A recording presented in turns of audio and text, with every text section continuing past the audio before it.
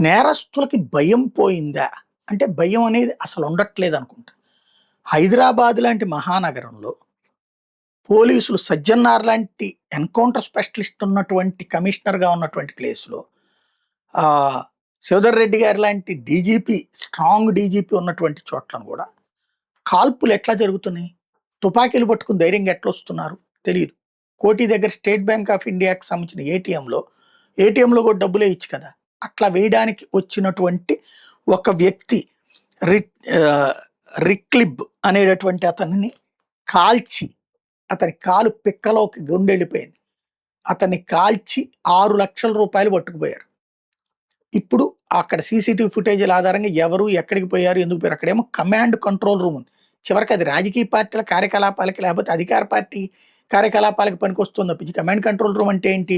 ఇక్కడ జరిగింది. ఇక్కడి నుంచి ఎటెళ్ళాడు వాడు? ఆ రూట్‌లో ఉన్న సీసీ క్యామ్స్ అన్నిటిని స్క్రీనింగ్ చేసుకుంటూ పోవాలా? వీడు ఎటు పోతున్నాడో, ఎక్కడ డైవర్ట్ అయ్యాడో అదంతా జేయాలా? సినిమాల్లో అయితే గనక ఓ 100 వెహికల్స్ చక్ చక చక చక కుయ్ కుయ్ కుయ్ కుయ్ అని పరుగులు పెడతా చివరికి పట్టుకుంటారు. హీరోనైనా సరే పట్టుకుంటారు సినిమాల్లో. నిజ జీవితంలో విలన్ని గూడా పట్టుకోలేకపోతున్నాం. తర్వాత ఎప్పుడో పట్టుకుంటారు. అసలు ఇలా కాల్చాలన్న ధైర్యం ఎట్లా వస్తుందనేది అర్థం కావట్లేదు.